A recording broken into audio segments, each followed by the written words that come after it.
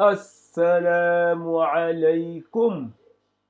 Alors, nous allons continuer toujours la sourate Al-Fatiha, donc de la sixième phrase de la sourate Al-Fatiha. Donc, voilà, nous allons procéder comme toujours, hein, donc essayer, enfin, commencer par identifier les voyelles du cercle en fait visible. Nous en comptons 1, 2, 3 et 4. Puis nous allons voir aussi les voyelles qui sont cachées sous les shadda, les W là, donc il n'y en a pas a priori. Alors, troisième position, troisième conseil, c'est de trouver le alif et le lam. Alors, nous en comptons une seule, sauf que ici c'est un peu particulier. Bon, nous allons voir cela dans les explications. Et le quatrième conseil est toujours de se servir de la voyelle d'à côté pour lire toute voyelle au-dessus de laquelle se trouve la vocalisation du cercle. Et le cinquième conseil, évidemment, est de trouver votre voix, crier, chanter, entendez-vous chanter. Alors, pour lire cette phrase, nous allons quand même parler un tout petit peu de cette lame-là. Donc, en fait, ici, c'est comme quand on était en train d'apprendre la première phrase, lillahi. Ici, on avait appris lillahi. Bien vrai qu'il n'y avait pas la vocalisation de la ici, la vocalisation a, mais on l'a adopté comme ça. Donc, c'est la même chose ici. Donc, c'est un la. C'est un la, c'est un la. On l'apprend comme ça, un la, la. Alors, même dans la lecture en attaché, on va sentir en fait qu'il y a un shadda ici. C'est un shadda vocalisé avec la voyelle A. Puisque vous allez entendre non seulement le al là, vocalisé avec la voyelle du cercle. Encore une fois de plus, vous allez devoir aussi lire la même lettre, mais cette fois-ci vocalisé avec la voyelle A. C'est comme si en fait il y a un shadda ici et vocalisé avec la voyelle A. C'est comme ce là. Voilà. C'est ce là qui est ici. Donc l'écriture, c'est comme ça. La version la version de cette version de lecture du Coran, c'est comme ça en fait. Voilà. Mais vous allez voir dans d'autres versions, ça s'écrit de manière plus claire. D'ailleurs, même, on verra ça quand on sera dans la partie où nous allons respecter la version du Coran Hafs que nous avons choisi. Voilà, donc moi j'ai trouvé cet exemplaire sur l'internet donc qui est clair, donc c'est pour ça que je me suis servi de ça pour que les choses soient plus claires avec les couleurs pour que ça soit plus lisible. Et nous allons voir dans la version Hafs du moins que ça va être plus clair là-bas en fait. Donc pour le moment, retenez bien que cette là, c'est cette même là. Ici, il n'y a pas de shadda et la voyelle A, mais ici, il y a un shadda par imagination et une voyelle A. Parce que dans la lecture attachée, vous allez dire sira talla, talla. Donc, effectivement, il y a un shadda en haut. Ça veut dire que la lettre est doublée. Voilà. Donc, on va lire la phrase. Sirata, sirata. Et ici, je vous ai dit, c'est la même chose que cette lame-là. Donc, il y a un shadda. Ça veut dire que, donc, du coup, il y a un al qu'il faut lire. Il y a un al et un la. Ça veut dire que c'est le même problème qui s'est posé ici. Ihdinas, sin, ihdinas. Donc, du coup, il y a un al et un la, puisque la lettre est doublée en réalité, puisque c'est la même lettre qu'ici. Au-dessus, il y a un shadda. Donc, on se sert de la voix précédente pour lire le la ici. Donc, talla, talla,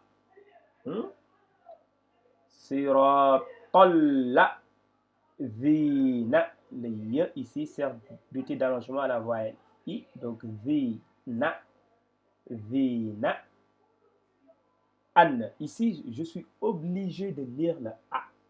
C'est pas un alif. Je ne peux pas faire ici un allongement parce que de toute façon, c'est pas un alif et lam. Un. De deux aussi, c'est pas un alif instable, c'est un alif stable. Un alif stable. Donc, il faut forcément lire l'alif. On avait vu la différence entre un alif instable et un alif stable. Un alif stable, c'est l'alif là au-dessus de laquelle se trouve cette U là, U ou un V ou voilà, une tête en fait. Ça veut dire que cet alif là, il faut le prononcer. C'est une consonne qu'il faut prononcer. Donc, an, an, am, am, ta, a,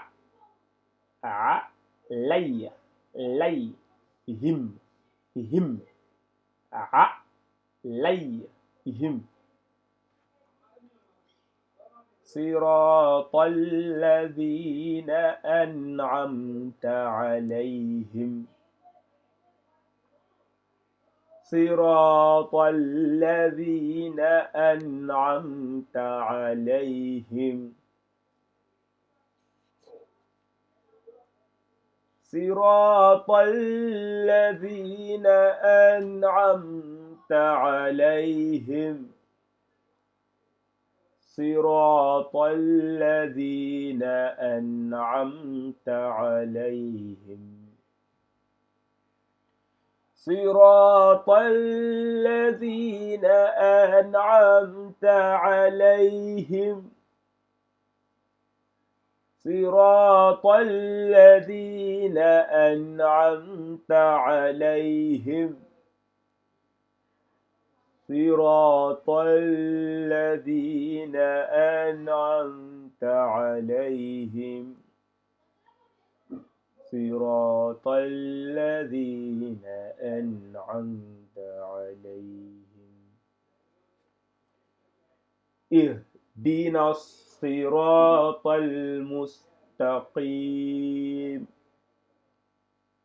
صراط الذين أنعمت عليهم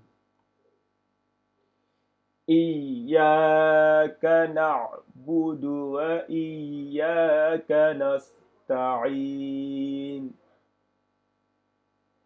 اهدنا الصراط المستقيم صراط الذين أنعمت عليهم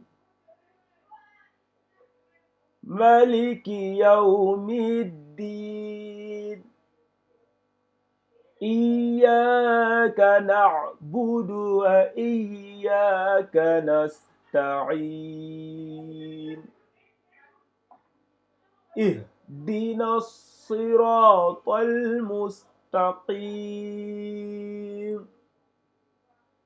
صراط الذين أنعمت عليهم الرحمن الرحيم مالك يوم الدين إياك نعبد وإياك نستعين اهدنا الصراط المستقيم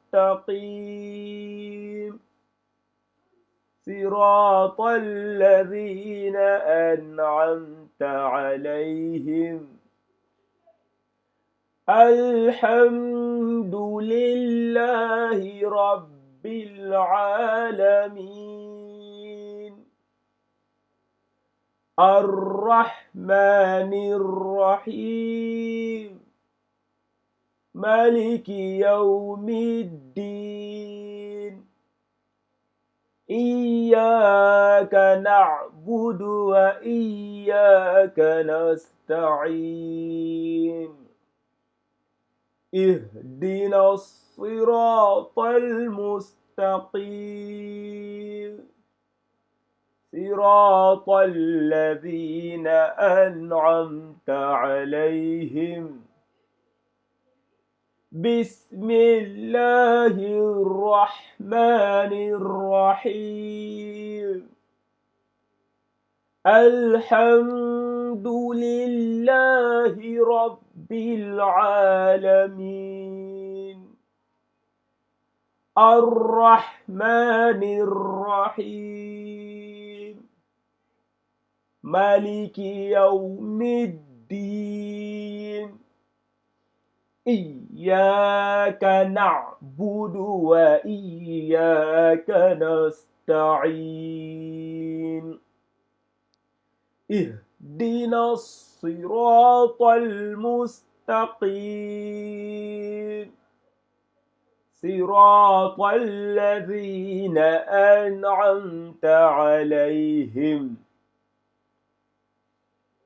بسم الله الرحمن الرحيم الحمد لله رب العالمين الرحمن الرحيم مالك يوم الدين إياك نعبد وإياك نستعين اهدنا الصراط المستقيم صراط الذين أنعمت عليهم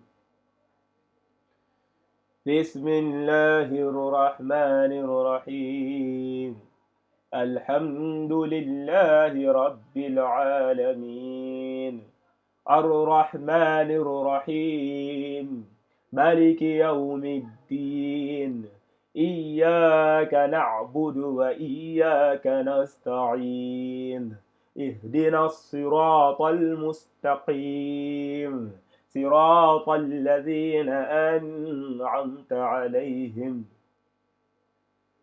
بسم الله الرحمن الرحيم الحمد لله رب العالمين الرحمن الرحيم مالك يوم الدين إياك نعبد وإياك نستعين اهدنا الصراط المستقيم صراط الذين أنعمت عليهم بسم الله الرحمن الرحيم الحمد لله رب العالمين الرحمن الرحيم مالك يوم الدين إياك نعبد وإياك نستعين اهدنا الصراط المستقيم